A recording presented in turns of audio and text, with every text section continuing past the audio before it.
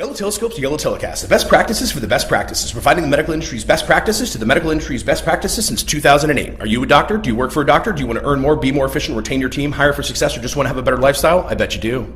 What should you expect from the podcast? A lighthearted, casual, fun, hopefully funny, informative, impactful, well-founded look at the medical industry from a pair of passionate, competent, confident, experienced, talented, questionably good-looking, unquestionably good-looking industry leaders, men of the Renaissance, if you will, and even if you won't, who enjoy Scotch whiskey, world travel, music, single malt Scotch whiskey, fine dining, not fine dining, family, art, and Ryan bourbon whiskeys while implementing intensive training and expert staffing, resulting in unparalleled growth. Listen to the podcast, and for more on how Yellow Telescope can help you grow, visit YellowTelescope.com for upcoming events, published articles, recorded speeches, past issues of our complimentary email newsletter, testimonials, and more.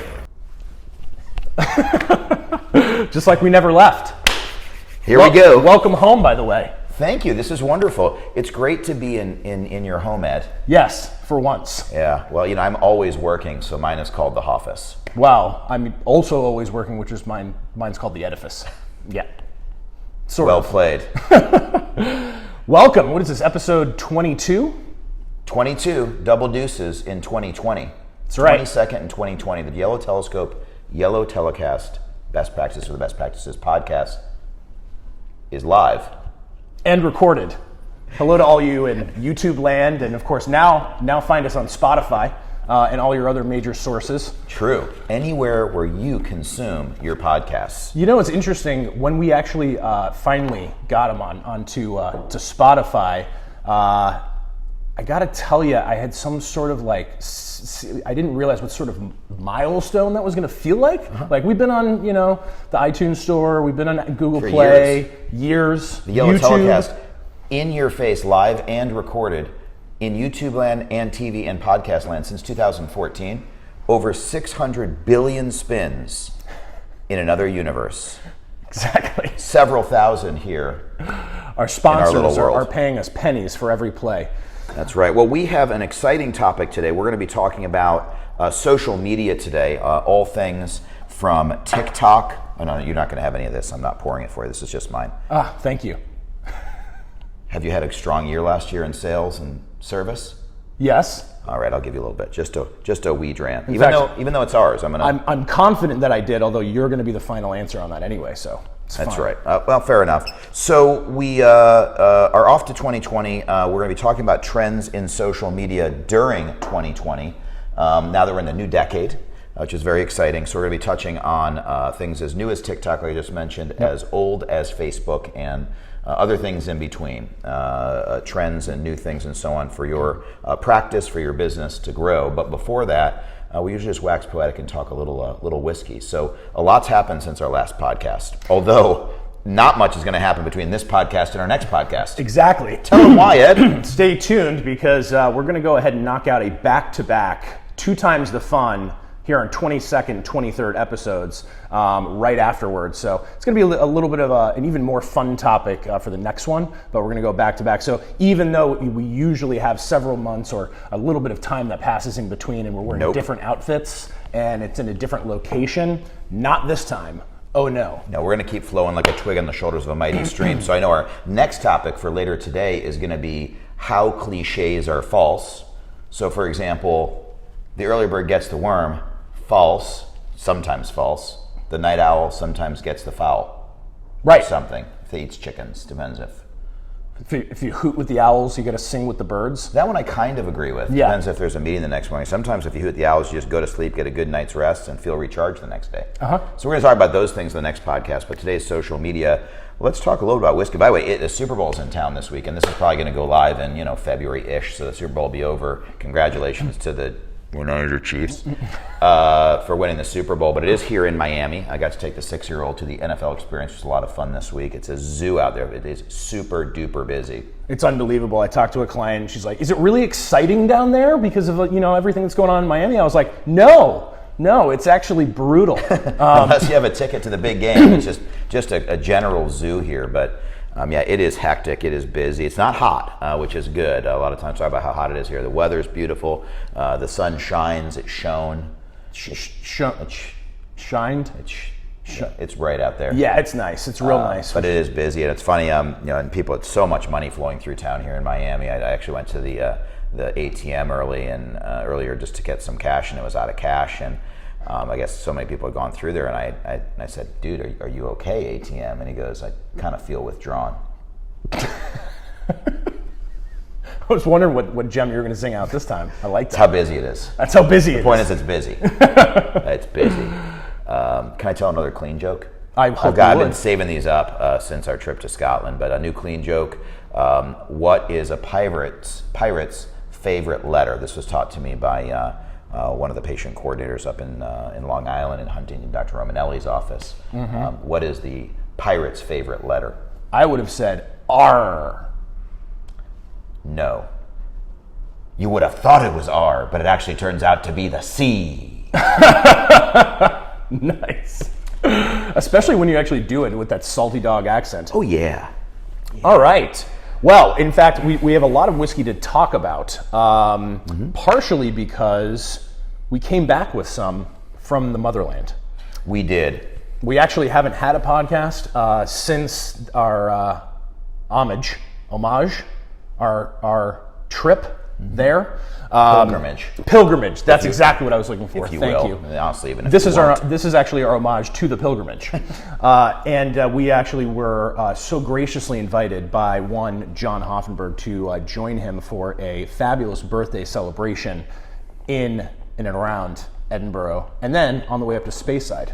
What a trip! What a bucket list trip! 7 days in Scotland. My wife, myself, and I think we had 38 friends join us, and we got to live in a castle with 19 bedrooms for 3 days. Through a big party, had fireworks, had a couple of fine whiskeys, toured Edinburgh. What else? We golfed St. Andrews. The castle course. And then we went up to Mecca, Speyside, on the Upper East Side of Scotland, and spent 2 days doing whiskey tasting. Yep. And I'm telling you, you were there. Oh yeah. No, we were sipping out of some of the Glencairns I brought back, made from each distillery. One from the Balvenie, which actually my Balvenie got poured into, which actually is a nice way to lead into our first whiskey. Yeah, so super excited about this podcast. Very special. We had a really special bottle on the last podcast, but since then we've been to Scotland.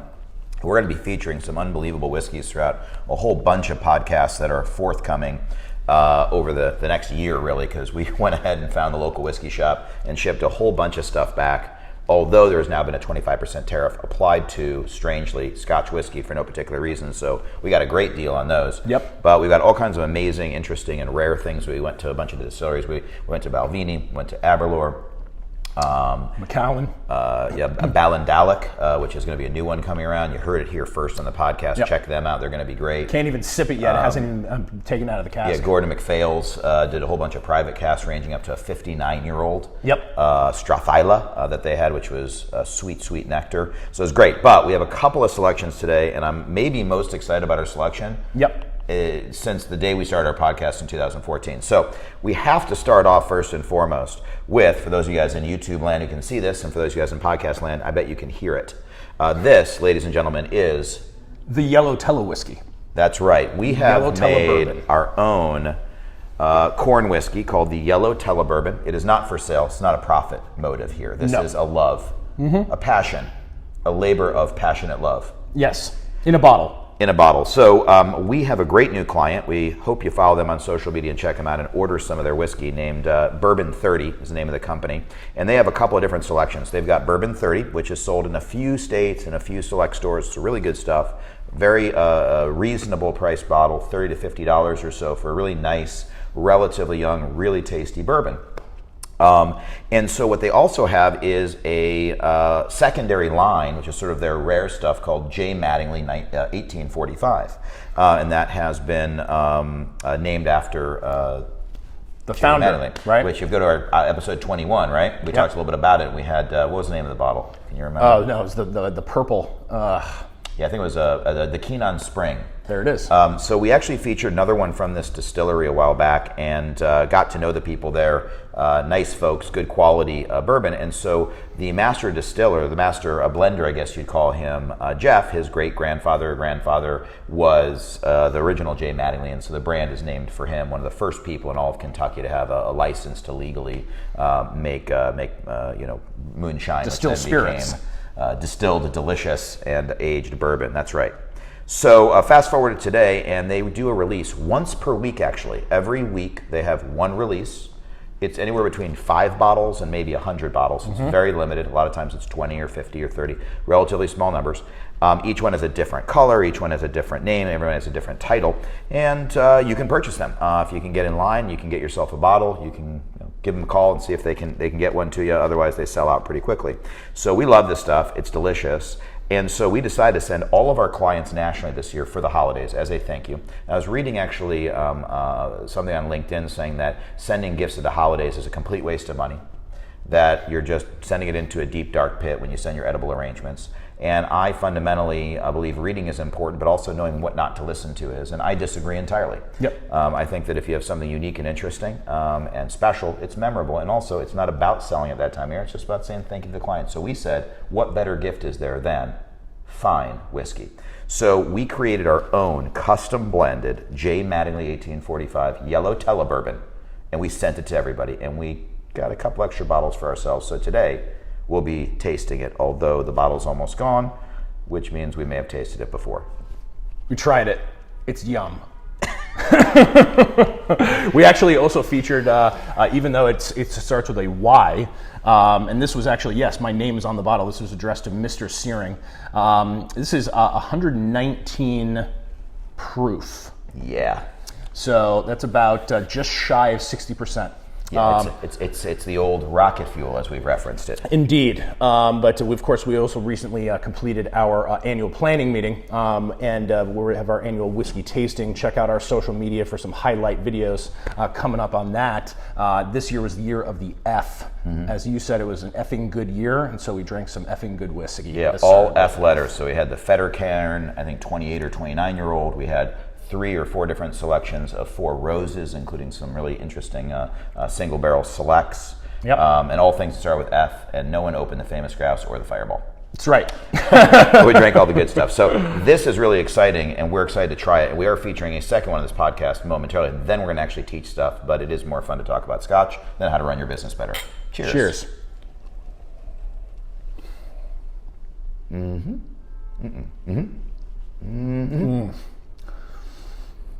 Spicy corn. Oh yeah, she'll cure what ails you. I taste a lot of that. They're real sweet at the start. It's got a very spicy finish, almost rye-esque. Yeah. Definitely, it's boozy. Could use a little water, as we say, to almost every boozy bottle we try. Yeah. But it's so sweet and so maple syrupy, and it kind of coats the tongue. It's got a thickness to it. No, there's got a little bit of that molasses, sort of syrupy. Yeah, and I think because of that, it kind of stands out, and that's kind of the flavor I think of as the J. Mattingly, and a lot of them do finish with spice, because every week there's a new release, and they name it something different, and it has a different color, different label, etc. It all tastes very, very different, even though they're taking it out of the same initial nectar. Different barrels taste different additions obviously change flavor profile, which leads to our second selection for today, which just had to be featured. So we got to actually visit the Balvenie distillery, which is one of my very favorite in the whole world. I think Ed's as well. Oh my gosh! I mean, of all it was my favorite of the ones that we saw for sure. I was actually laughing because we were at the Macallan, which is just shiny, billion-dollar, unbelievable, technologically advanced, flashing lights and built whatever. in like the side of a hill. Yeah. And it's just like sleek and modern, beautifully designed, by the way. Definitely check it out and go. But it was just funny because Jill was there, and she's like, I was like, oh, the Balvenie was amazing. Oh, it was like one of the best experiences I've ever had. She's like, really? I thought you would have been like much more about like the Macallan, like this vibe, like sort of flashing. I'm like, what? Have you seen my living Incorrect, room? Jill. So Balvenie was amazing. We got essentially a private tour for like 5 of us. And actually got to pull directly from the cask. And I believe you got a special pour. Yeah, I did. It was pretty great. So one of the things you're able to do when you actually go visit Balvenie Distillery, which is pretty much famous for having a standard 12-year-old doublewood, which is excellent, the 14-year-old Caribbean cask, which if you're new to whiskey is a great one to buy for yourself or a friend to try, because it's aged in ex-rum cask, so it's got that kind of vanilla sweetness. It kind of mimics a rum a little bit more, and it's delicious. See, I kind of did that? Yep. I was sort of mimicking a rump there more than a rum. Sort of the rounded notes. Then you've got the Doublewood 17, which has a little bit more of that sherry note. And then you've got the Pordwood 21, which is just ridiculous and well worth it, probably $220 a bottle. You'll pay for it. Yep. And then after that, you've got the 30, which you can pick up a sweet bottle for just $10.99. That's $1,099, and it's probably worth it for a 30-year. But they've got great stuff. And when you go into the distillery, one of the things you do is actually fill your own small bottle, and you pay a small sum of money for that. And it's really hardcore. They make you sign it, and they follow all the local tax laws. It's very particular. And you get to pick out whatever you want. And they've got a few different types. And what's interesting is I brought mine home. I didn't have the heart to drink it because I filled it myself directly out of the cask. Haven't yet either myself. Last week, Ed and Dan were running training for a brand new Yellow Telescope trainee from Dr. Corman's office out in Mountain View near San Francisco, one of our long-term and wonderful clients. Hello. She had just gotten the job, has been working there a month or two, and she and her husband wanted to figure out what this Yellow Telescope thing was. And so late at night, I guess they're sitting in bed and listening to podcasts. And apparently her husband loves our podcast. Now, he does not work in the medical industry. He does not need to know about trends in 2020 social media, although hello. Thank you. And follow us on social media if you're watching us. But I've got a kick out of the podcast and so on, and realized we were into nice whiskeys. And so he gave up the one he had from a different trip and literally sent it out as a gift to us, which is one of the nicest things anyone has done. And flattery will get you everywhere. So we gave her an extra $200,000 a year pay raise, and she's doing very well. Yeah, she's very happy she brought the whiskey.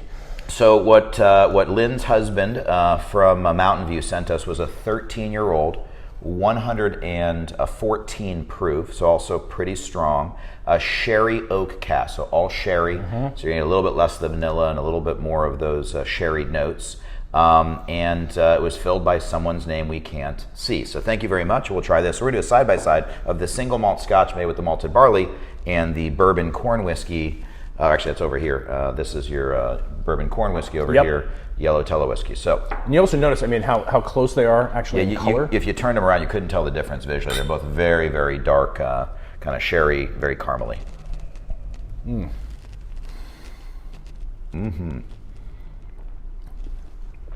The thing is, I love Balvenie so much, it's hard for me to say, because I almost like it as much as my own branded bourbon. But I can't actually say that out loud because this is the YellowTelescope bourbon, limited to an edition of 91 bottles worldwide. It's amazing. So, awesome stuff. But yes, I had an amazing 40th trip. It's a trip of a lifetime. I think I've done 13 different social media posts with 10 photos each, just mostly for my own, to be a historian, to be able to look back at all the fun times we had. We wore a kilt. I had a cake that was made out of Macallan. Oh yeah, bottles, shaped like a cask. Yeah, it was incredible. So every moment that my wife planned and all my friends coming and just being in a castle for a few days was just something unlike I'll ever do again.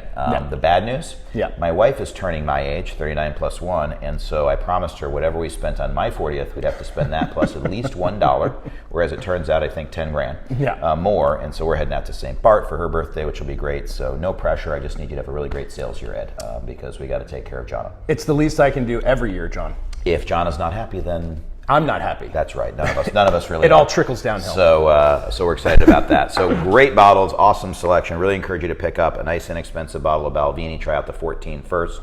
They also have a new 15 sherry cask that's great if you want to approximate what's in my glass, because you ain't getting this one. And if you're out there and you have your own bottle and you're one of our clients, pop it with some friends and try that YellowTelescope bourbon and check out our friends at Bourbon 30 and Jay Mattingly. Absolutely. Yeah. To your health and to your success in 2020. And one way we're going to be able to do that is by maximizing on the trends in social media, as we say. That's right. So we're going to talk a little about social media trends. I think that a lot of this is probably applicable to anyone listening to the podcast in any business. We're going to obviously focus on the majority of our clients being in the medical industry, a lot of aesthetic medicine, plastic surgery, dermatology, NT, all those things. But broadly, these trends are pretty much the norm. Now, we've now owned Ice Cream Social Media, our social media marketing company, I think for feels like 4 years-ish, give or take, which is very old in social media terms. Just wasn't a whole lot in terms of marketing and paid social media before that, particularly in our industry. And we've known for some time that things were growing and building. We knew we were catching this kind of on the front half of the parabola, the bell curve. The bell curve, there you go. The 2 standard deviations. We're on the first standard deviation, 2 standard deviations away from the mean, heading towards the mean, atop the the precipice, Bell curve? The bell curve. Yeah. Yes. The peak of the bell curve. That's right. So we knew that this thing was going to go up, and we still feel that we're just really hitting the tip of the iceberg, but we're really seeing that each individual medium sort of has its own bell curve. And so we may be at the bottom, as we'll talk a little bit about, of Facebook's curve in some ways, while in other things like TikTok, we might be just at the very, very beginning.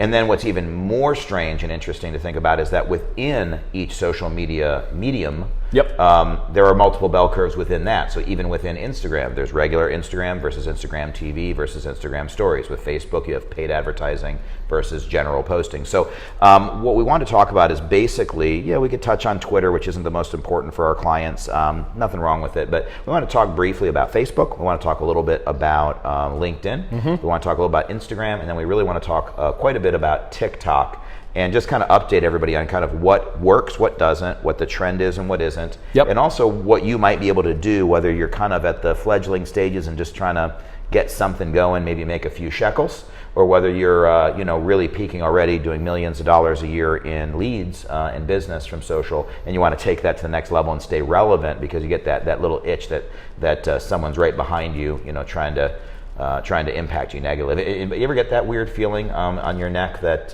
like someone was behind you, turn around, no one's there? It means Chuck Norris has just spared your life. So we also see so much of this obviously in our clients' practices, and we do try to stay ahead of the bell curve, if you will. And things are developing quite quickly. And it's interesting because we also see practices, a lot of the meetings that we go to, and even among our own client pool, that are at a lot of different stages, have different resources available to them. And so sometimes it's going to make a difference as to what you have at your disposal, your own individual market, your specialty, your demographic, as to what to kind of focus on. Obviously, in a perfect world, you're going to do absolutely everything, right? As we say, just like our marketing ladder it's an and. You really want the whole ladder, not just a few of the rungs, right? You start with your website, then you focus on the SEO, then the pay-per-click, then the live chat, then the ratings and reviews, etc., then the social media. But even within the social media, we've got to kind of prioritize. So hopefully some of this will illuminate kind of what you should be focusing on now, and also what resources you actually need to be spending, whether it's your own time, whether it's your own money, whether it's your staff's time, to be able to actually get the results. It's like a marketing ladder inside of marketing ladders. It's the nesting dolls of marketing ladders. It's the inception, if you will, and if you won't, of these things. By the way, I just have to mention the Balvenie is just so incredible. Thank you again. I would describe it as Novocaine raisin. Novocaine numbs the tongue. It does a bit. And just sweet and delicious raisins. A little bit of that dried fruit. Oh yeah, quite a bit of it. Quite a bit. So I think that's a great sort of starting point. So why don't we talk in? So Ed, you spend a lot of time dealing with our social media team. We've got a wonderful group. I think 6 full-time people now, doing nothing but social media in the broad sense of the word. People sometimes say, well, what do you do for people in social media? I say, well, yes. Right. We do that. You want us to fly in with a helicopter and take drone video and whatever, we do that. Do you want us just to take, some clips and curate them? We do that. Do you want just some tips and ideas and have some general consulting? We do that. We'll kind of come back to that a little bit, but we're really able to do and really do we do perform pretty much A to Z, soup to nuts, Balvenie to bourbon, everything.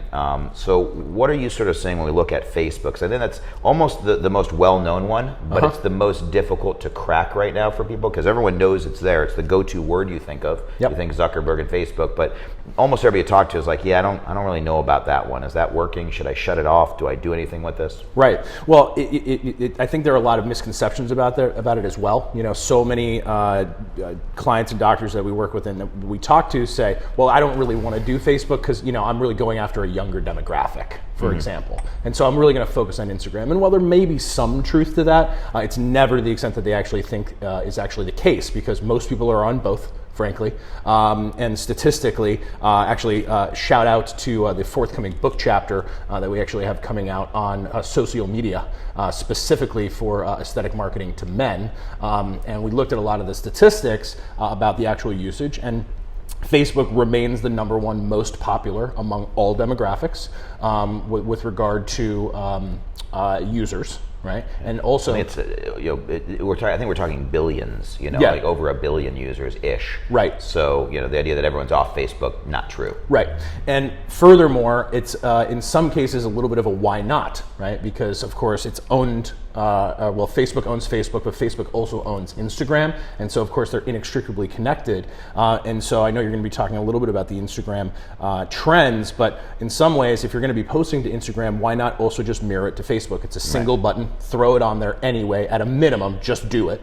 And then second of all, if you've got a before and after photo or a special or an event, there's no real harm to post it to Instagram and then just mirror that. Just press one little button. That's if you don't know, your receptionist knows, your intern knows. Yeah. Turn it on and just automatically goes to Facebook. So no harm. Right. In having it. It'll add a small additional amount of management. For example, I mean, we charge a small extra fee for the mirroring because you do have to make sure that it's slightly different formats and from the followership, et cetera. But it's a little bit of a why not, right? So at a minimum, just go ahead and anything you're posting on Instagram, mirror it to Facebook.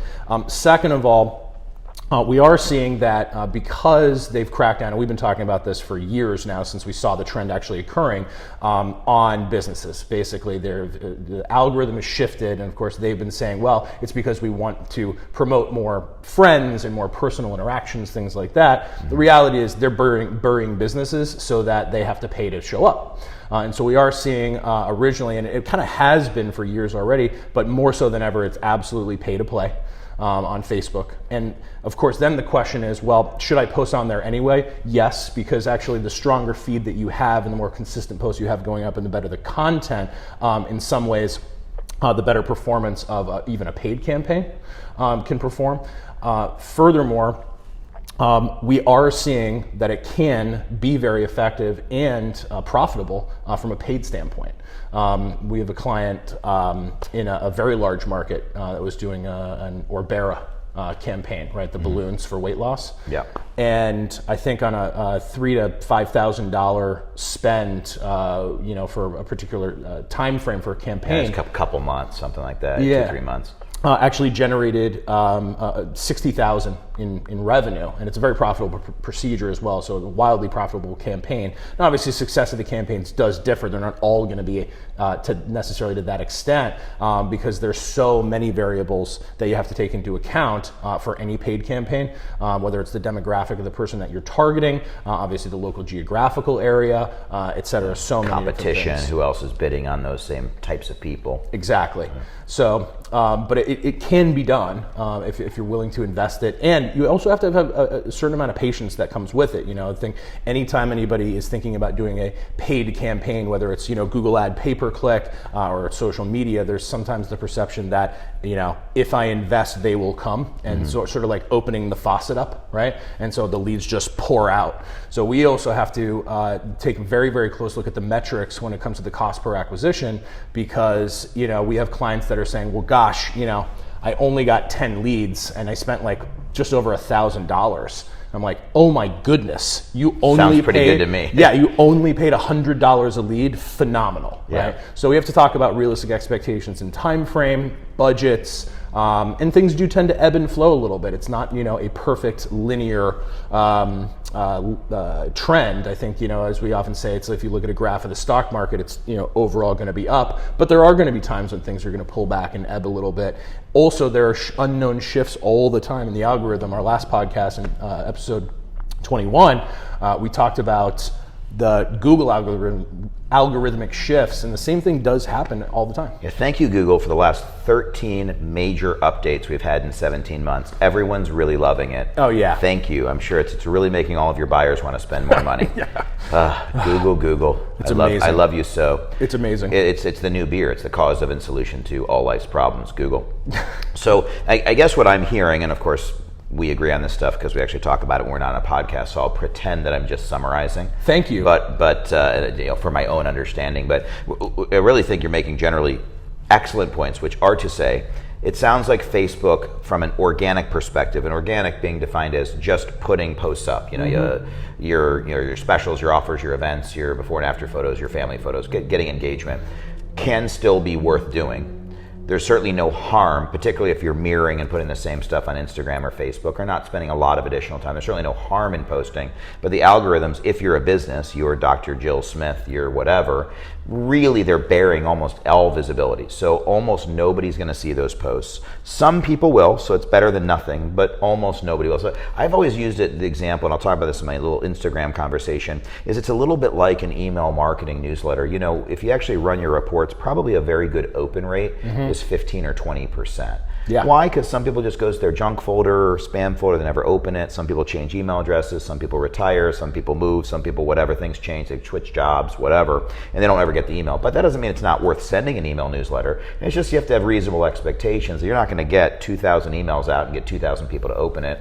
And the question is, what is that percentage? And I'll talk about on Instagram. The Instagram percentage can probably range from as low as 3 or 4 or 5% to maybe with really engaging posts 20 or 30 or 40%. You just never know for sure. But we know it's relatively low, but still worthwhile, like an email blast. And we know Facebook's even worse. Yep. You know, Facebook, if you get 5 or 10%, you're doing extremely well. Yep. So it's worth posting, but there's not much business in the posting game. But I guess if you have 20,000 followers already or 5,000 followers, certainly no harm in continuing to try to engage them. But it sounds like where it's at there is the reason they're making sure, as much as we think Zuckerberg's some sort of wonderful, benevolent CEO to support all the users. Which is what he says as he's being interviewed by Congress, is all I want to do is make a better experience for people. Whether or not he's a bad guy or just a business guy, the reality is he wants to make money, and so he's going to make sure your posts don't get seen. As you call it, pay to play. You're going to have to invest in these ads. But those ads can be very, very profitable. Right. So the answer is stay involved in Facebook, particularly if you have a great following, keep doing it. There are people out there that are doing great with Facebook because they were doing great 10 years ago. Yep. But if you're starting from scratch today, maybe you set up a profile, right? You know, maybe you have something, maybe you do some paid ads. Yep. But you're saying don't go out and, for example, hire us and give us thousands of dollars a month just to make Facebook posts. Yeah, exactly. I mean, I think that if you're starting out today... Why are you selling against us? This is just negative. I'm trying to be transparent. On a podcast. I'm trying to be transparent. We have to earn a living. Jonah's birthday. It's coming up. All right. So buy Facebook ads from us. Facebook yes. Yes. Invest in Facebook with Yellow Social Media. Yellow Social Media Telescope. Ice cream. Yeah. So what I'm saying is that yes, you actually do. If you're starting out right now, you do maybe want to create, a page, and then don't really put as much resource into that, but maybe spend a little bit more on Instagram, and then just kind of mirror it anyway. I mean, again, it can't hurt from a branding perspective. If people, Google you, for example, and let's say your Facebook page actually pops up because of whatever on the first page. You may have a lot of positive Facebook reviews, and that can actually rank in the Google map. When you type your name into Google, on the right side, there's basically like sort of a conglomeration. Yep.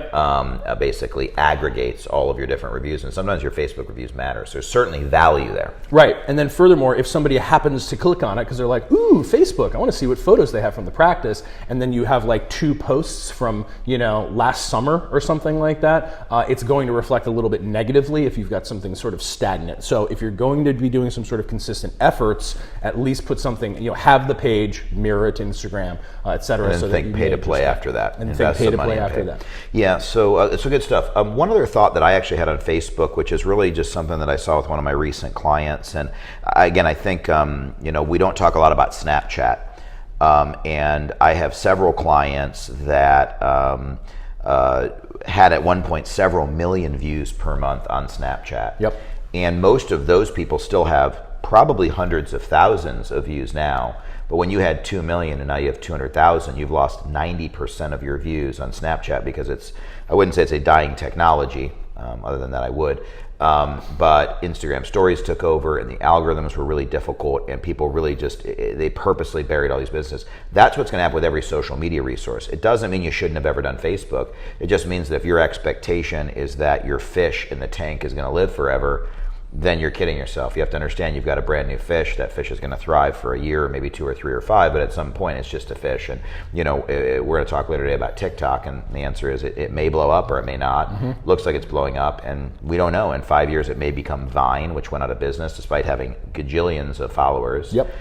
Or it could be more the next Instagram, where at first it was like, is this going to really take off or just be for 13-year-olds? And now it's, of course, maybe in some ways in America, bigger than Facebook for most people most people I know, certainly. Right. But what I do think is an interesting thing that's working on Facebook right now, but it's a little secret, is we have encountered folks that have developed Facebook groups for their business. Largely, I think, initially plastic surgery for example, women who are having breast augmentations or Brazilian butt lifts or having facial plastics or whatever, and they want to talk to like-minded people who are going maybe to that same doctor or just in general having those procedures. And in a similar way to how Real Self works, where you can really tell a true story on Real Self, and we like our Real Self buddies. We're an affiliate of Real Self, and check out Ed's new, yesterday just went live, his brand new podcast with Eva Shea, the Director of Business Development with Real Self.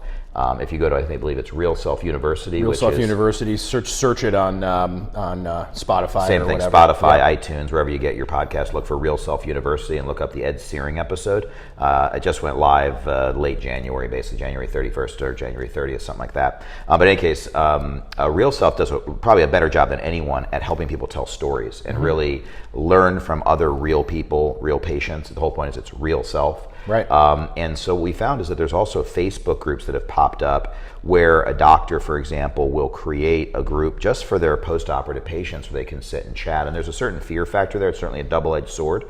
There's that fear of, are they going to say something negative, et cetera? But it's your Facebook group. You own it. You can moderate it. You can turn it off if it doesn't work. We've also found that a lot of these people really know a lot of other friends and family members that are interested and bring people into the Facebook group. And I've seen some at the very, very elite levels that have a majority of their leads every month coming from their Facebook group. A private, hidden group. It's wild. A majority of their business. We're talking millions of dollars a year. Now, I do think the opportunity for that's gone. I think if you miss Snapchat, you can't just go on Snapchat now because the algorithm has changed so much. You're dead. I don't think you can just go on Instagram now and go get 1 million followers because that's too late. TikTok, as we'll talk about later, is that one place where you might be able to get in early and get way, way ahead. But that Facebook idea is something to consider for patient education, business education. Again, even if you're listening to this and you're somewhere out in podcast land and you own a flooring or tile store or something, there may be real value to thinking about how you can utilize Facebook groups. Yeah. So I digress, and now I drop back into the pocket. No, I like it. I actually, just even from a psychological standpoint, the usage is going to be a little bit different because often they're private groups and you have to actually be granted access to it by the administrator. Right. And so a lot of times people are going to be much more comfortable actually having these discussions than they would normally, as they would just for example, in the comment section on a post, for example. It's sort of like a cross between DMs and the more public forum. I like it. And of course, we can continue to talk about Facebook for the rest of several podcasts when it comes to Facebook stories and Facebook Messenger and all the different advertising options and where they're kind of going. But I think to sort of tie a bow on it, as we like to say, Nails to the wall with a big fat hammer. Yeah, it's here to stay for at least the foreseeable future that we can see. Now, again, they could go out of business tomorrow, but they're the least likely of any of the feeds to actually go anywhere. So you might as well, and if you're starting off from scratch, obviously just kind of mirror it and plan to pay for it. Put a little effort in, but not too much, and put some money towards paid ads. Yeah. So I'm curious about Instagram. Next? I think that I'm unfamiliar with Instagram. I know that to not be true. That's correct. So good. So let me wax poetic a little bit about trends and really changes. So I think we're all kind of aware that Instagram exists. We know it's obvious it's a great tool for any business that's visual in nature. Yep. Certainly for our clientele in the plastics industry. I mean, what could be better? And we know that it's only growing. And we kind of talked about sort of bell curves inside of bell curves where Instagram itself is growing, but the question is, where is it growing within the actual app itself? And it starts to get a little confusing to folks who really aren't super active on social media. But what we can tell you is this. Basically, at the end of the day, Instagram looks just like Facebook. You can post a photo or a video or some content. Visual content is well received. The more video you do, the better. And certainly one of the trends to take away from this is you need more video, less static posts, less photos. Nothing wrong with the photo occasionally if it's exceptional, but high quality content if you're gonna do photography. Avoid the stock photos and really keep it authentic, local in video. But you basically post it, you write your caption at the bottom, you search it with hashtags, you tag someone, which basically means copying at Ed Searing or at Nike USA or whatever it is you want to promote, and see if they'll repost you or tag you or talk about you or like you or whatever. So you post that stuff and people look at it and like it. So that's not really new.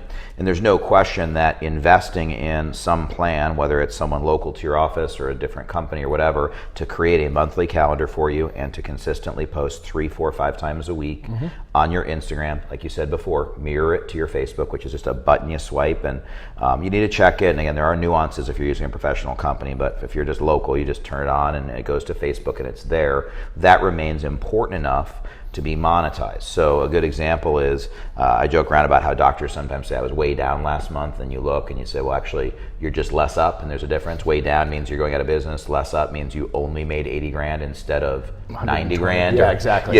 And similarly, the reality is the algorithms are making Instagram less visible, and that's going to progressively continue until they hit some sort of level like Facebook eventually. But they don't want to completely ostracise you, so they're going to let some people see it. But it's still monetized. Maybe there's a point where you were getting 50,000 followers to buy $1 million a month. Well, now maybe you have 50,000 followers that only buy, a third of that. It's still wonderful. It's still wildly profitable for some. Or really seeing build up, and really you're behind the times if you're not already doing this, is doing Instagram stories. In fact, one of our goals with our clientele is when we signed on, the majority of our clients who've been with us for at least months and usually years and years, stories wasn't really a thing. And stories, if you're very, very new to social media, is if you open your Instagram and you look at posts that are permanent and you scroll up and down and see photos of your friends' kids and political advertisements and YellowTelescope ads and plastic surgery before and afters. At the very, very top, there's a bunch of little circles, and they have pictures of the businesses, and you tap on it and you get to see a non-permanent post. It goes away after 24 hours. So let's say you took a permanent post of your daughter's wedding, but let's say the next day you went to your kid's soccer game and you just wanted to share with all the people that follow you a cool goal he scored, but you don't want to permanently post it for life. You put it on stories, and so they get to see it for 24 hours, and grandma and your best friend and your buddies get to look at it, and they say, oh, what a cool thing, little Junior scored a goal, and then it goes away after 24 hours forever.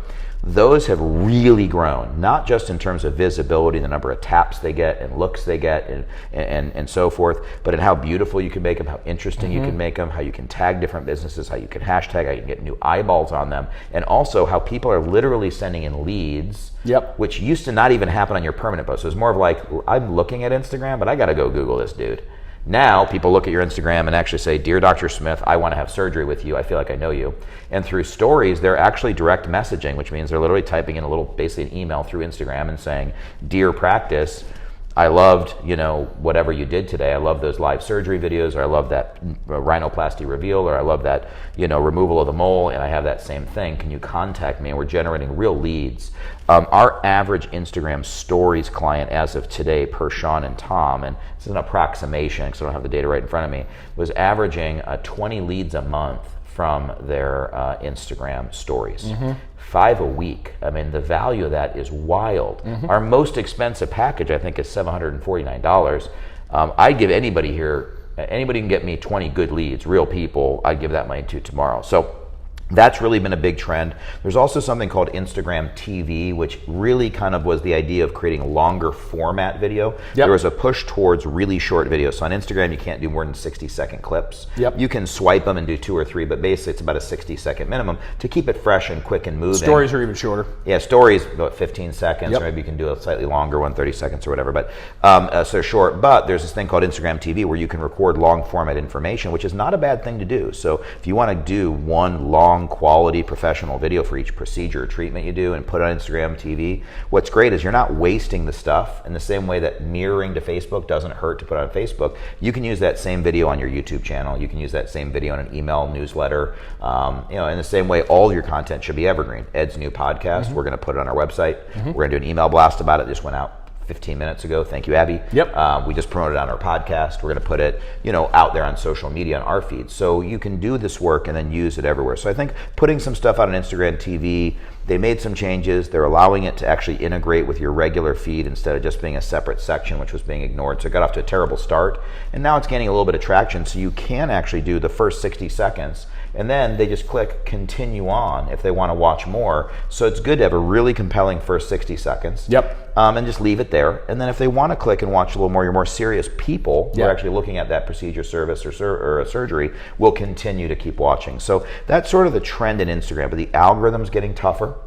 Getting new followers is getting to be more and more difficult. So if you've already built it, which we pushed everyone to do early, and you were smart enough to do it with real followers and not fake followers so you didn't get blacklisted or deleted or whatever, then you now have a great, robust initial following, and that can continue to be marketed to.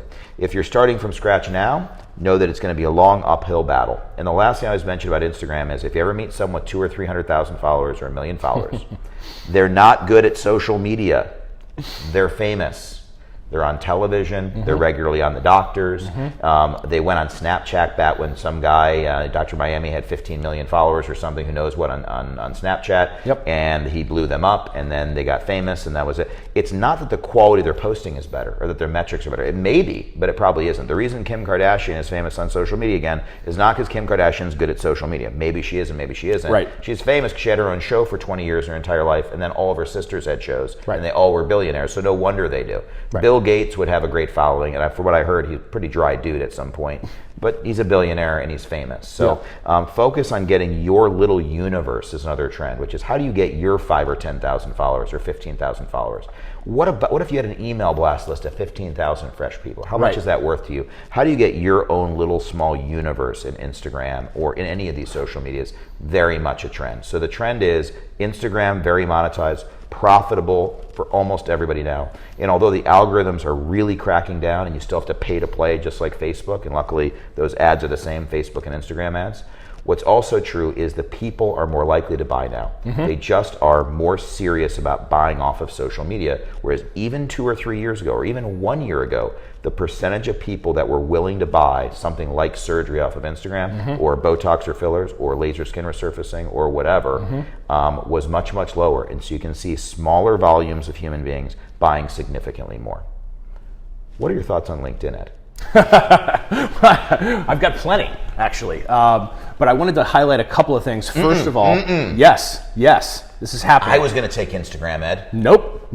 I'm going to jump in. We're sharing this one. All right, we're going to linked. Because there's never been a topic that I've ever covered that you haven't had thoughts on. That's correct. So I think it's about time I start following the trend. That's one of my killer strengths is the ability to just pull back and not comment every damn time. Oh wait, no, that's actually one of my Achilles heels. So a couple of things. First of all, I know that you mentioned that it's great to have the most compelling content for the first, say, 60 seconds so that people want to keep watching, right, for Instagram TV. That's right. Please, everyone will notice that when our podcast is on Instagram TV, we actually will be starting about halfway through. It really is a crescendo. I don't know if the first 60 seconds of our podcast is the most compelling, although I do it for the whiskey. That's right. Well, the thing to remember about the podcast is we take this about as seriously as you guys take your typical Friday night, which is to say we don't want to waste one. Yeah. And they're important, but we're going to have a good time. Yeah, every time. I love that. Well said. And it's also interesting when you talk about from the paid standpoint of Instagram, obviously. I actually think that I read a statistic, I think it was on HubSpot or something, that they had mentioned that so they did a survey, and the sheer number of people that have actually made a purchase on Instagram, shocking to me. It was like 2/3 or something of users have bought something through Instagram. I have several things. T-shirts, tickets. Oh yeah, sunglasses. Now when you think about things, by the way, just got a shout out. Rove Eyewear, bought them directly through Instagram. My fancy folding sunglasses. Oh yeah, love those nice things. Get you Ed some. loves a collapsible item. It's true, actually. It's part of our actual lore. Bicycles, kayaks, funnels for the kitchen. I got folding everything. It's great. Yeah. And now shades. That's right. But if you think about what people are actually buying, I would think it's sort of like, the impulse buy in some ways, right? It's literally the Us magazine at the register at the grocery store, because that's what I'm always picking up typically is the Us magazine. The royal exit has been fascinating. You and I are a veritable walking Bravo television. Exactly. Yeah. And I think that when you're thinking about what people are buying, a lot of what our clients are doing are elective procedures, right? This is a want, not a need. Right. And so I think people are going to be much more likely to be interested in it and actually be thinking about making a purchase for it while they're scrolling through. Yeah. And the fear early was, well, yes, you're right, Ed, it is more of an impulse, it is more of an elective purchase, more of a luxury purchase, but this is more expensive, and therefore people aren't going to be spending $1,000 on lip fillers. People aren't going to be spending, Orbera. They're not going to be looking to literally invest $10,000 in a weight loss solution over Instagram. And the data has really shown that's not true. I don't know why. I'm glad that it's working.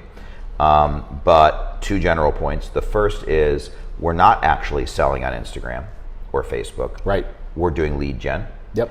And so on those higher end things, I agree, we probably wouldn't sell a car on Instagram, but we can generate a lead for someone who wants a car on Instagram. So first of all, it's a different, instead of literally checking out and purchasing a $100 pair of sunglasses or whatever they might cost, which can be done, and people certainly buy Louis Vuitton bags and Birkin bags and very expensive things, Rolex watches and so forth.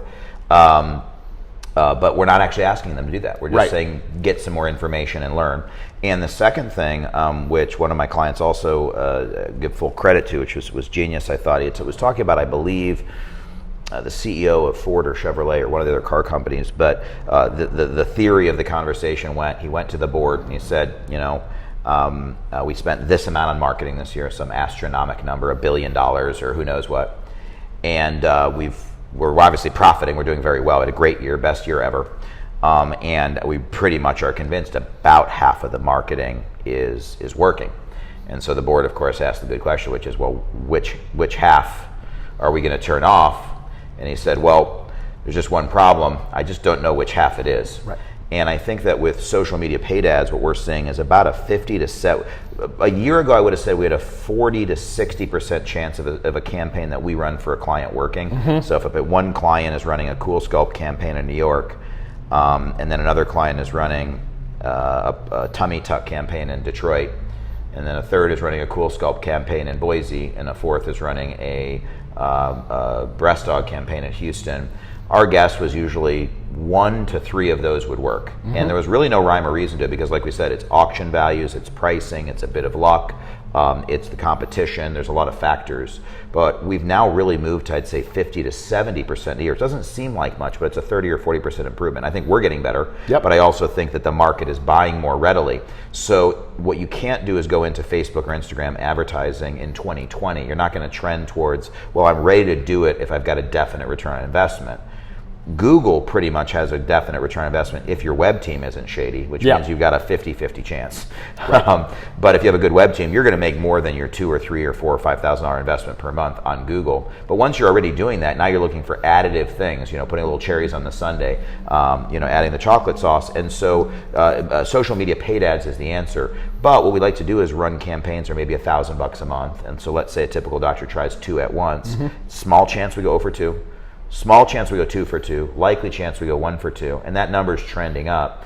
So for example, we might try a campaign for that same client that made a $60,000 return on, I think, a $3,000 to $5,000 investment, and let's say 30 grand of that's profit. I mean, that's a 10x return. Good luck with that in the stock market. We might try something next that may not work, but we turn it off after 60 or 90 days. It's okay, we lost 2 grand there, and we try a third campaign and forth. So trial and error very much in paid advertising is a trend. I wish it was a little more definite, because I'm kind of a guy who's like, show me the money, show me the data, ROI immediately.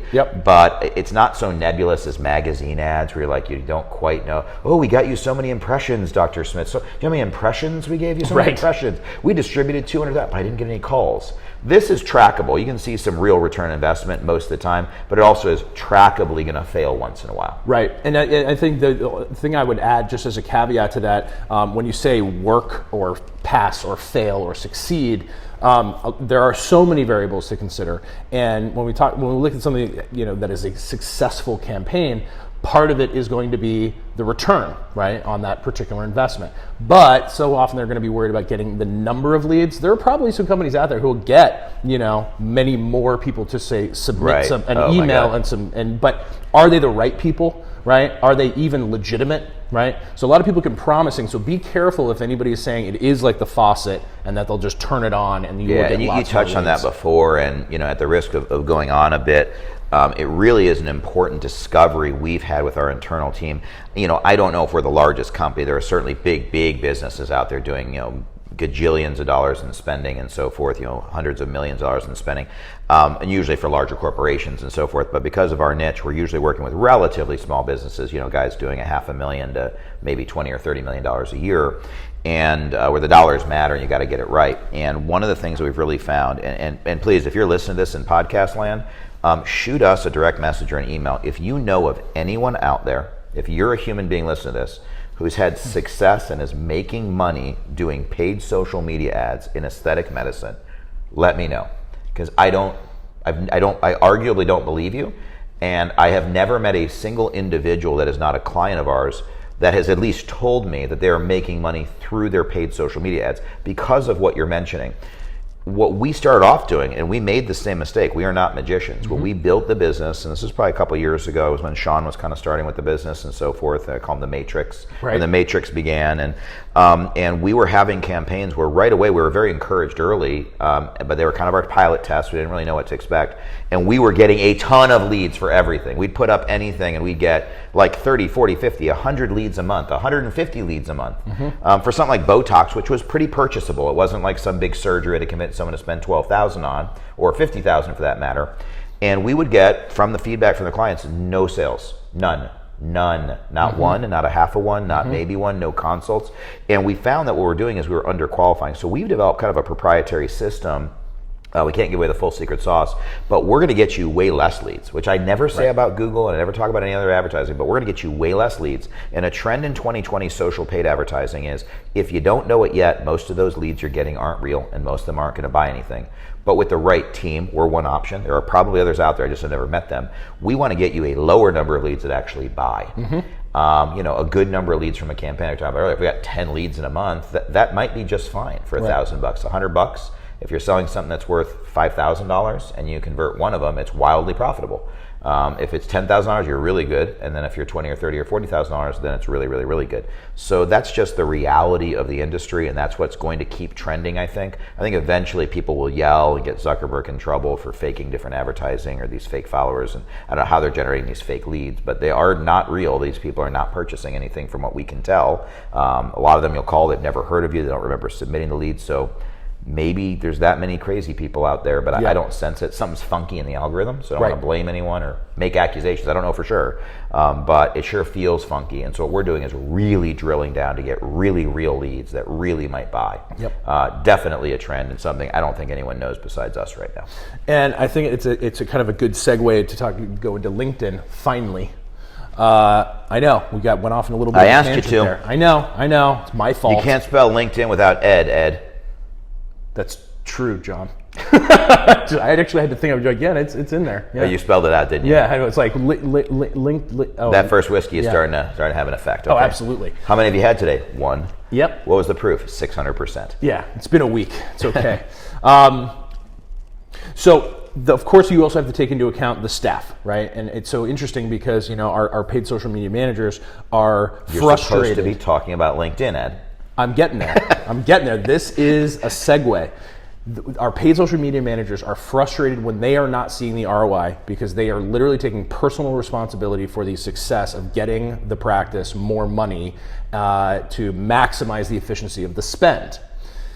Part of what's out of their control is how the leads are being handled. So I'm not going to go off on too much of a tangent. Send your people to the Yellow Telescope seminar and actually, make sure they're all over it. Nothing else, as long as you live in business, send your people to the Yellow Telescope goodness. seminar. Have you guys ever heard of that? For those long-time listeners, have you ever heard of the Yellow Telescope seminar? It's coming up. We announced the location. Guess where it is, Ed? The St. Regis Bal Harbor. 10th anniversary, the St. Regis Bal Harbor. 5-star, 555 diamond.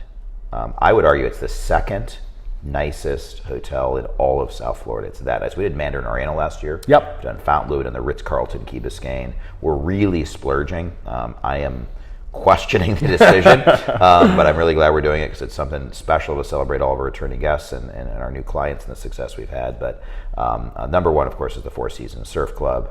It's $2,000, $3,000 a night. Can't afford that like you guys. Just don't love you that much. Maybe for year 20. It's really incredible. It's right across from the Bal Harbor Shops, right on the beach. Beautiful suites, gorgeous. It's going to be redonky. Yep. I'm excited about it. It's only 8 months away. It's great. It's basically 10, but go ahead. 9 and change. Fine. Okay. So. Cheers. Cheers. We'll clink on it. There you go. So what LinkedIn. What I'm saying is you have to have your people follow the very, very best practices to make sure they're actually on top of these leads, because part of the problem is we actually do see good behavior metrics and types of buying questions in direct messages, in comments of the client feeds, and then we realize that no one on the staff has actually reached out to them, has handled them, has actually contacted them. Or followed up with them terribly. Right. Yeah, and interesting that we talked about the Orbera campaign, because it's been one of the more recent ones that was successful, so we're excited about it. It was also something we wouldn't have experience with. We've done a lot of cool sculpt and a lot of breast hogs and a lot of facelifts and a lot of your more typical procedures. So something completely new. We told the client we really don't know. All we can do is try here because we've never done Orbera before. In fact, Orbera needs to contact us and let us do all their national campaigns for all their clients. And if you have Orbera in your office or any other weight loss technique, just reach out to us and we can try to print money for you if we can.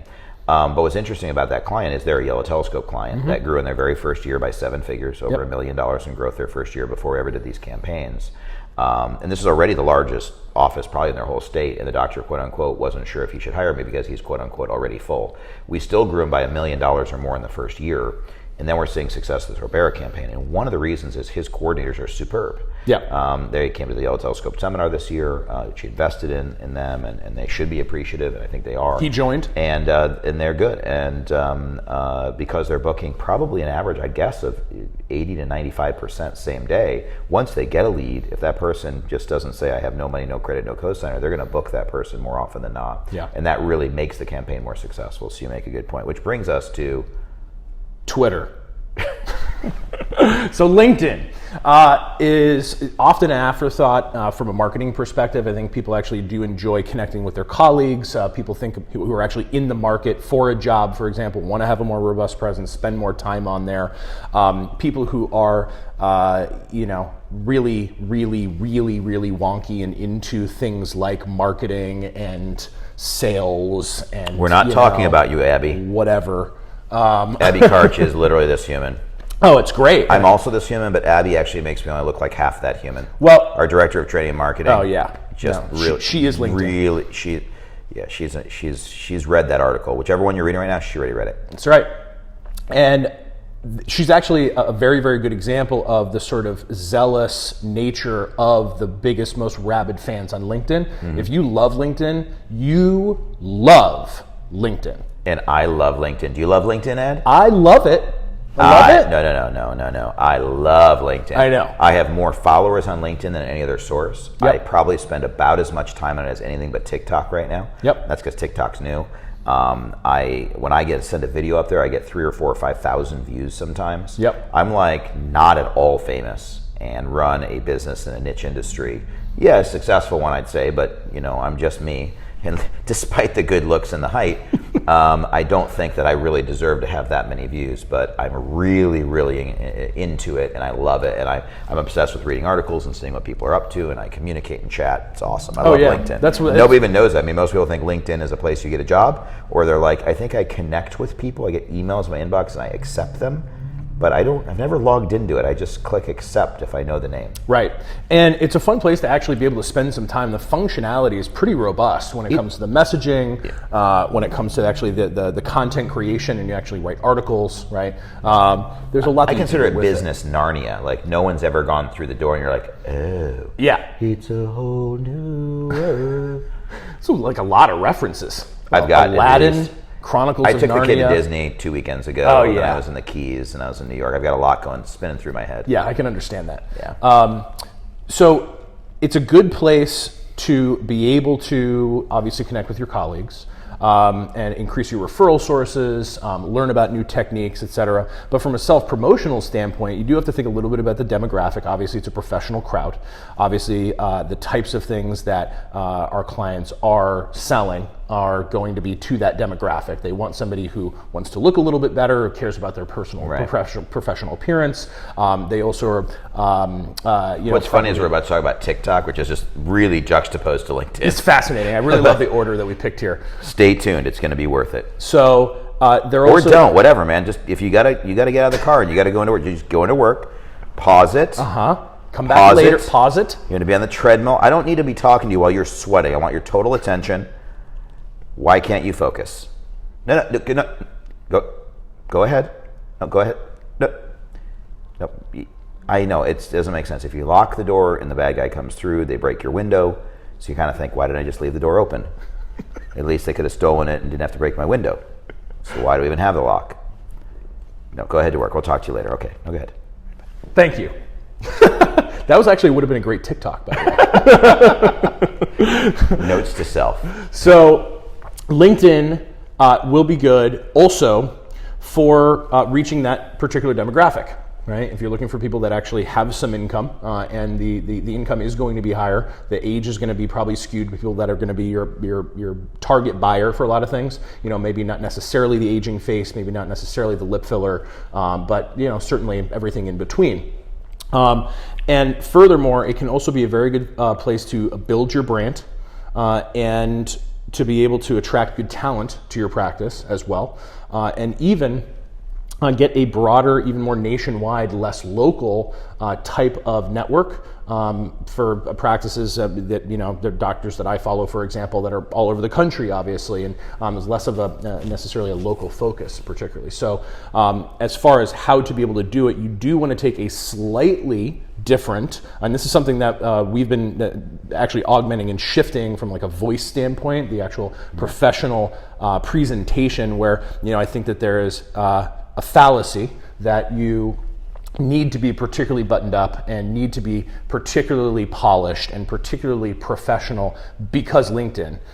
When I think what we are seeing is that you're able to have, and it should actually encourage you to kind of let loose a little bit, actually have a little bit of your own professional personality, be a little bit more informal. It doesn't necessarily need to be spelling love L-U-V and having everything be, an emoji. An emoji, exactly. That would probably be a little bit more appropriate for, say, Instagram or Facebook.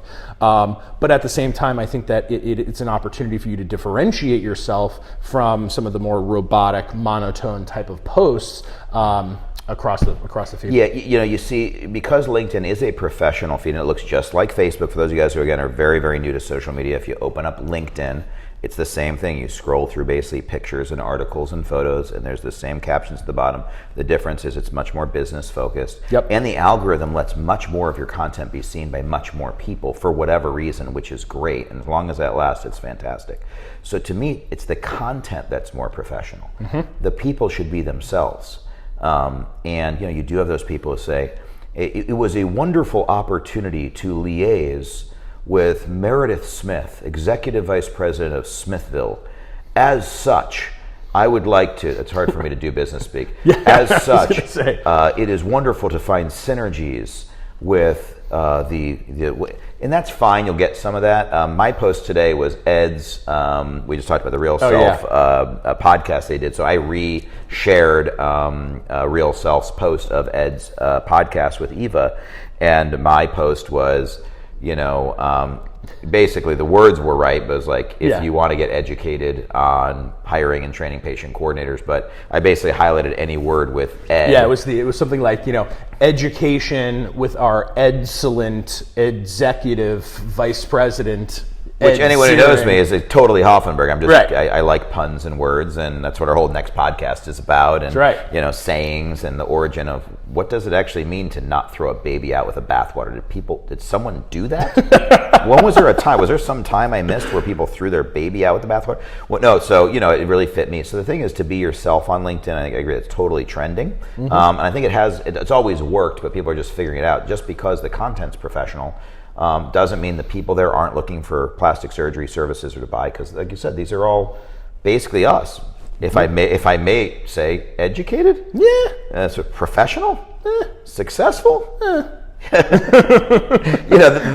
think other than Ed and I, the rest of the people on LinkedIn are the demographic. These are mostly your professional, educated people that you want to market to. And even though they may not be going to LinkedIn to purchase your plastic surgery or your dermatology services or your skin resurfacing, they may be in the market for it, and it's a great place to connect with them. And if you're really yourself, it feels like the doctor's really there. It feels like the practice administrator's there. And you can find good employees, and you can network and do a lot of other things, and just build your personal brand in a lot of ways as well. But it really comes down to people are getting leads. I mean, we have a dermatologist, a wonderful, wonderful woman, and she's just very genuine. Yep. And good on camera, not necessarily trying to be Mrs. 90210 or over the top, but we'll just get some content of her doing questions and answers. We'll recognize her staff and her team. We'll share some really good before and after photos of different things.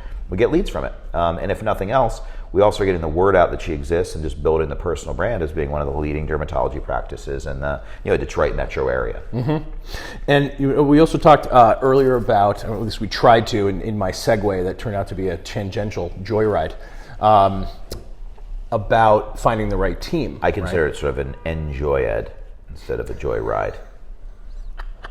80% of the letters. See, that's the thing. That's exactly, my brain immediately wants to change the letters to create make it an words. anagram, swap it around. Well, we went to Disney and we went to the new Star Wars thing for all of our Star Wars aficionados. And so there's 3 rides. One of them you can't get on unless you're there like 5 in the morning. So I took my son on Star Tours and the Millennium Falcon ride, and it's awesome. Like you're walking around this like city and there's stormtroopers like talking to the kids, like, let me see your ID. It's awesome. It's great to see my child scared. We built our own BB-8 drone. It was great. Only 106 credits. Fantastic. It's cheap. Yeah. Guess what a credit is? It's $1. Yeah. Doesn't sound like it though when you call it a credit. Your rhinoplasty is only going to be 12,124 credits. That's right. There it is. This is YellowTelescope. That's what we do. You're welcome, everybody. That's the big idea. I've completely lost my entire point and thought process. I'll come back to it if I think of it. It was something about the time we were walking around Disney. Oh yeah, LinkedIn is I think where you're actually heading with it. The tangential joyride, the joy-ed. The joyride. Yeah. I don't know. We went on a bunch of rides. They were joyful. I love the Fast Pass. We got all kinds of hacks. Instead of trying, this is another way I get leads. Instead of download, send us your email to download a price list. Yep. I'll be like, hey, if you want to know the hacks, we're Floridians. You want to know the hacks to get into every Fast Pass line quicker. You want to know our one friend who's awesome with your kids, who you can kind of get, who is cheaper than the private tour guide. You know who I'm talking about, moms and dads. You connect with me. I'm really just doing this so I can then sell them our services. That's right. I really appreciate that, planting the seeds. Yeah. Luckily, they couldn't hear anything because Super Bowl traffic and emergency services are outside just blowing up. So no, that's actually what happens every time the Bears play. You just hear sirens everywhere. Maybe next season. Do you have anything else to talk about on LinkedIn? No, I was basically just talking about the fact that that's what one whiskey will do, I guess. It's a good place for you to be able to actually find some good talent, right? From a paid standpoint, even from a job ad standpoint, we staff a lot of positions across the U.S. every year, and we're typically going with the more Monsters, Indeeds, local referral sources, kind of mining those types of places to get good staff, and I had a particular bilingual patient care coordinator role that I was staffing and wasn't finding as good of the quality candidates. Decided to go to LinkedIn, and it was absolutely wildly expensive and actually unsuccessful, frankly. It was not a good test for that particular role in that particular market. But by having the brand, you will get people that are interested. I actually had another practice that I worked with where we found somebody because they had reached out directly to the practice through LinkedIn and said, do you have anything available? They turned out to be a super sharp candidate and eventually got the job.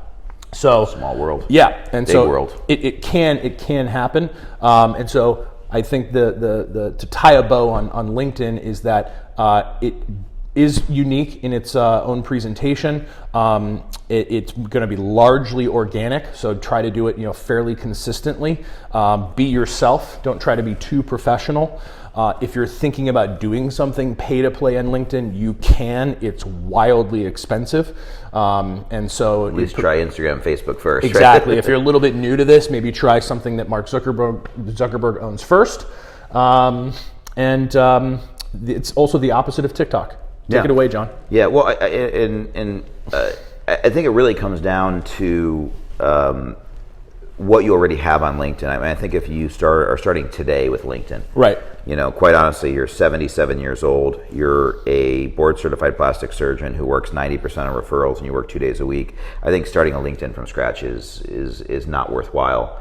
Now, if you're going to work till you're 85, fantastic. Let's go to it. But you're going to have to connect to a lot of people. Now, if you're already someone who, through the years, for whatever reason, either purposefully or accidentally, you've created, 500 or 1,000 or 2,000 followers, or even 300 or 400 followers, then getting into it and posting is prudent. And I think all the tips that you gave are the right ideas on how to present yourself and how to kind of monetize it while, at a minimum, building your brand and just kind of getting the word out there, which leads to TikTok. So, for our brand newbies to social media, there is a new social media app out there called TikTok, TikTok. There it is. For those of you guys who know that, you're already ahead of the game with most of America, and that's the good news. The rest of America over 25. Right. So, first of all, let me just start off this way. Whether it stays or goes, whether we monetize or not, John Hoffenberg loves TikTok. It's a fact. It is so addictive. It is so awesome. I love it. The second he came over to the house, all I hear is I'm like, changing upstairs or something like that, and all of a sudden all I hear is wild music playing or something thumping, and I was like, there he goes with the TikTok. Loves it. I TikTok, drop it, pop it, lock it, oh yeah, rockin', I'm getting into it. Sock it. I don't know. Yeah, it's great. So there's a new app. You can download it on your phone. Go to your app store. You download TikTok. So a couple things. The criticisms first. The criticisms of TikTok, first and foremost, is that it is owned by a Chinese corporation. There have been various articles suggesting that they are going to steal your identity and are really spying on you. I have no evidence of this one way or the other. I don't know. I'm basing it on the idea that I don't think I'm that interesting. I'm certainly not that successful. And they don't have any access to my bank account, so I'm not so worried about that. Also, then, should we even have the same level of concern just because they're Chinese versus, say, a Facebook or an Instagram or a LinkedIn or anything else? Zuckerberg has appeared before Congress. I tend to err on the side of not necessarily trusting foreign governments outright, or at least not explicitly. But the reality is, it's owned by a Chinese company, and lots of companies are owned by different companies in other countries. So I don't personally care, but that has been the criticism, whether you buy into it or you don't. So if you're afraid of your likeness or something being stolen or privacy or whatever, be concerned. And I certainly wouldn't put my credit card information into Instagram either. Right. But be smart. Beyond that, it's been really, really interesting and effective. Began actually as a different name, music.ly, basically Musical.ly. So it had a certain young musical bent to it initially. This thing has been downloaded more than any other app on earth, more than Facebook, more than Instagram, more than, I don't know, Fortnite, is that not the time? In 2019, yeah. So last year, just a gajillion, as I've said for the third time today, I think it was over 1 billion downloads or 500 million downloads. So this thing's blowing up, it's big. What we know, when we think about trending in 2020, forget everything that we're talking about in this podcast. What do we know? We know that all of this is led by youth. Because youth is A, tech savvy, and B, hates their parents. Right. If you know that youth will remain tech savvy and hate their parents, and I don't mean actually hate them, they love their parents, but dislike and are annoyed by their parents, as I think every kid is, and like you were, and you're like, just get away from me, Mom. That's actually what I say. I say, get away from me, Mom. And so what's going to happen is, I believe the actual trend over the next decade is kids will start something. It will be awesome, because kids are awesome. Yep. Then other people will figure out what the kids are doing, and they'll say, that's awesome. Then they will join. Then the kids will say, good looking out, other door, peace. I'm going to bob.com to download my Bob, which is an all Bob channel, just people named Bob. Roberts are allowed, Bobberts are allowed, and Bobs are allowed. It's all Bobs all the time, and that would be entertaining. You know it. You can fight it. Think on it. Let me know tomorrow. Monochromatic, but all right. Same backwards and forwards. It's but like that's a good point. The trend is exactly what's happened with everything else, right? I remember when Facebook started, right? Moms were like, what's a Facebook? Right. What is the face page? And I remember I was not an early adopter, but like when, my college popped up, for example, all of a sudden it was like a big thing, right? I joined it because it was because it required at the time to be on Spotify, which I wanted the music. I like the idea of streaming. And in order to get on Spotify at the time, I had to create a Facebook profile. The rest was the only history. way you could log in. My wife to this day is not on Facebook, but I got her to go on Instagram, and I haven't seen her since. She's active. So what you notice, though, it started out with all colleges and all college kids, then it blew up, and it just kind of went from there and on and on and on. And now, what is it like 17 years later or something that, since Facebook started, right, it's now sort of, that's only for older folks. Yeah, right? that trend keeps going. So it's so silly, It's just like, I've given this analogy so many millions of times on stage and whatever. And I'm actually giving the marketing ladder talk again at ASAP's. Raymond's going to be at ASAP's in Vegas in April. And kind of the order of picking things. But the whole thing was, who would ever pick a doctor based on a website? You got to be kidding me. You go on referral, and then you fast forward. Now most people pick their doctor based on a website. Right. Now in 10 years, maybe most people pick it off of social media, and then there'll be something else that wouldn't even know what its term that will be different than social media. Well, and a lot of people already are. Some other technology. They pick it from Amazon, whatever they come up with. Amazon Bob. It's all Bob, all the Amazon, all the Bob. It's gonna be great. So getting back to TikTok, the point is we know the youth are heading away. So the youth headed from Facebook to Instagram, and they were right. It was entertaining, it was awesome, but then their parents came. Then they went to Vine. Vine was basically 6-second video clips, a lot of dancing, singing, whatever, kids being kids. And then that went out of business for whatever reason. And then they haven't really had a place to go. So they've been on Instagram and Instagram Stories. They went to Snapchat actually, but Snapchat then got taken over by Instagram Stories, which is basically what Snapchat kind of is. Short clips that disappear after 24 hours. Instagram smartly usurped that. And now there's this thing called TikTok. So the question is, what is TikTok? Should you be marketing on it? How does it work? So first of all, you can follow me at the real John Hoffenberg. The real John. I love how you picked that, by the way. I picked that in advance because I know I'm going to get super famous. Oh yeah, because there's going to be those imitator John Hoffenberg 1. Well, first of all, I'm woke AF. Second, I'm trending. Third, I'm old new, which is like I'm old, but I'm new. And so if you don't follow at the real John Hoffenberg, you're missing out. So I'm waiting for someone else to pick John Hoffenberg. I've actually got a buddy named John Hoffenberg who I used to work with. Who lives in Atlanta. I might do it. Who I'm related to, who's from Chicago and is literally named John Hoffenberg. And I literally worked across from him in Miami. Yep. So he can get that. I wanted to save it for him, but I'm at the real John Hoffenberg, so hit me up on the talk. Why don't you tickle my talk, Ed? Okay. All right. Okay. So TikTok's happening. What is it? How does it work? So basically it's short clips. You can pick a 15-second clip or a 60-second clip. Yep. You record some video. It's got really cool, interesting filters and visual abilities, so you can make your face look better. You can do all kinds of, you can make it snow or make there be butterflies. You can do all that fun stuff. You can also link it to any number of different songs or music or clips and so forth, which makes it really interesting. So it's a creative person's paradise. But basically you're recording 15 to 30-second clips. The difference in Instagram is you can't do photos, really. You can't do political diatribes and write a bunch of stuff. It's got just a short place for your words and your hashtags. Yep. But it's basically another social media source. The difference is the demographic currently is very young, although there's already trending people who are like, I'm over 30 on TikTok, come see me. I'm over 30 on TikTok, come see me. Some of the social media mentors I have, I don't know if they're personal mentors or not, or business mentors or not, but they're on there. You've got famous actors getting on there because they're entertaining. You've got smart business leaders getting on there. One of my favorites is Gary Vaynerchuk. I don't know if I agree with everything he ever says, but I agree with a lot of his marketing theories. And he's on there. He's everywhere all the time, and he does a good job. Even though he runs a big media company and sells big giant companies media, social media marketing and web marketing and so forth. So there's business there, like everything.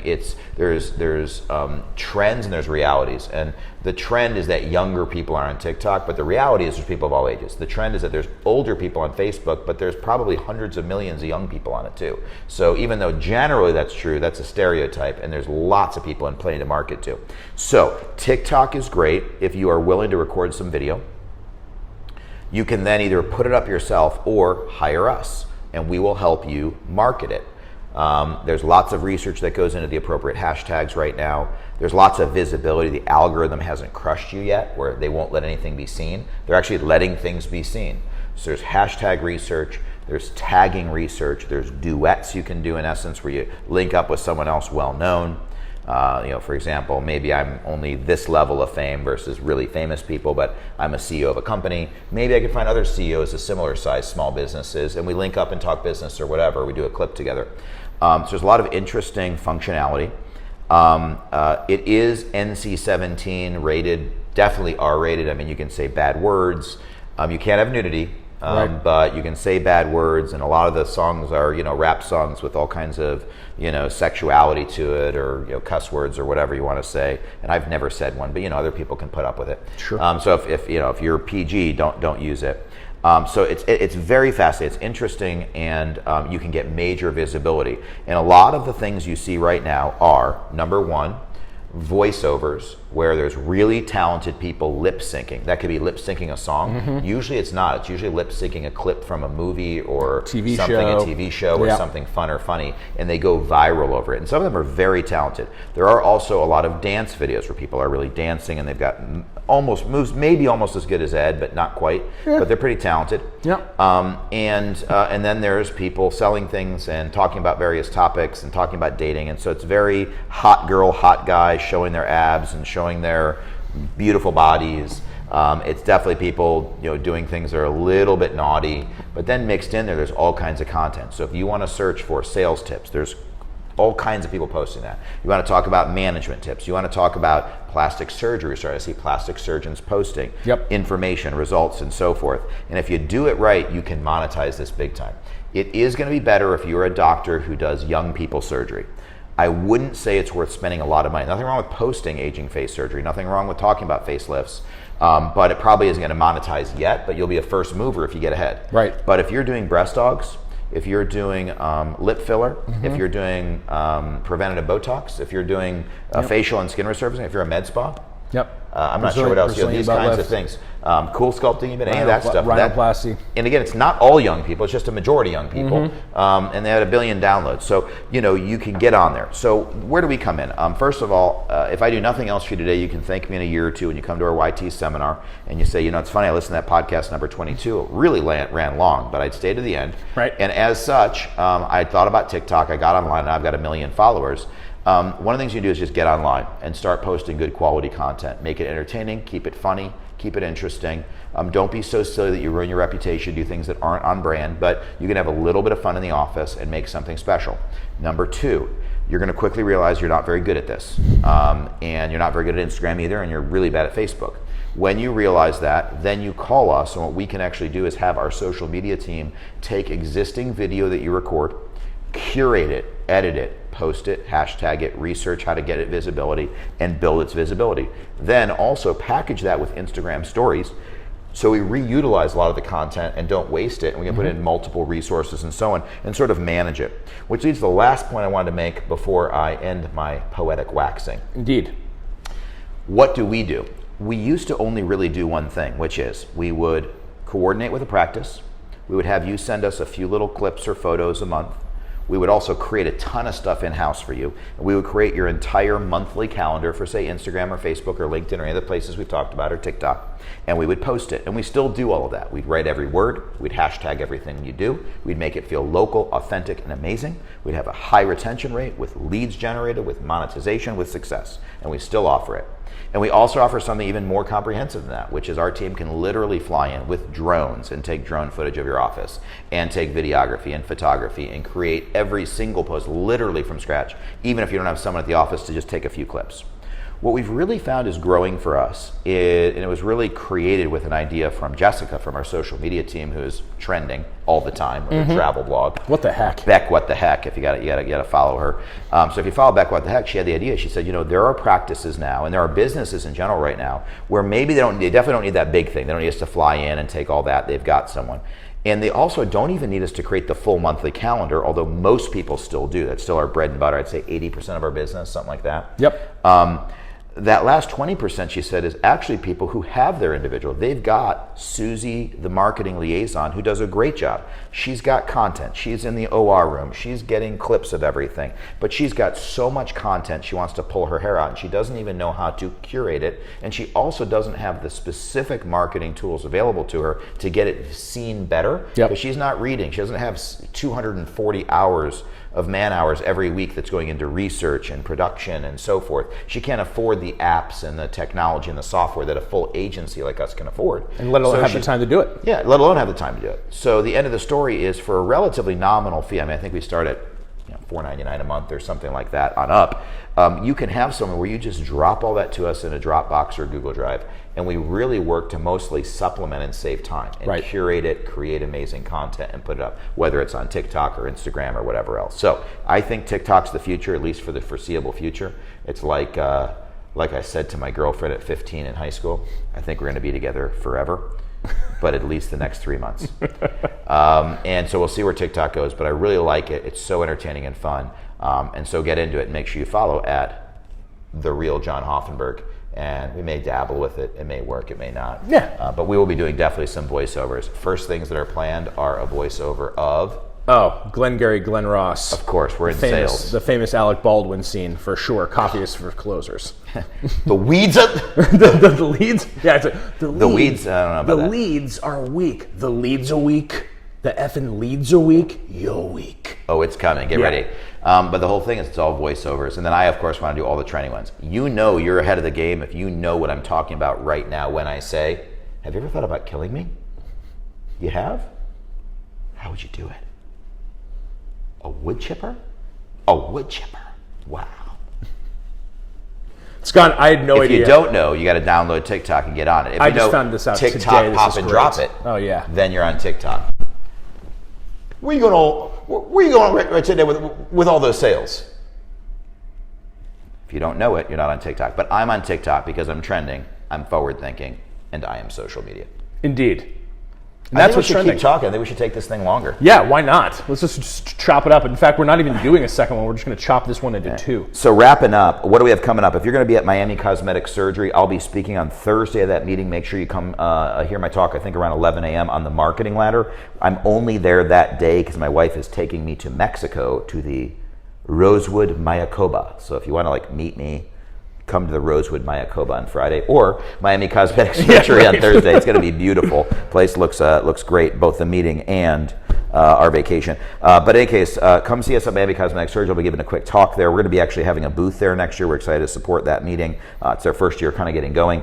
Second, we're going to be at ASAP's in Vegas. Vegas. We're going to have a couple of booths. We have 3 booths at ASAP, so a big presence there. We're giving a 2-hour message on doubling booking ratios, I think, and then maybe I think we're serving on a couple of panels. Yep. 1 or 2 panels will be on, so come there. We'll also be at Vegas Cosmetic Surgery in June. I think it'll be our 11th year, something like that. Yeah. 10th, 11th, Great 12th 10th, year. yeah. I think it's the 11th year going to Vegas Cosmetic Surgery. I always appreciate heading to that event as well. And later on in the year, we'll be back at Global Aesthetics Conference, Randy's meeting. We'll be at AAF PRS as well as ASPS, but that's a long way down the road. So we're excited about that. Check out our new articles, new things.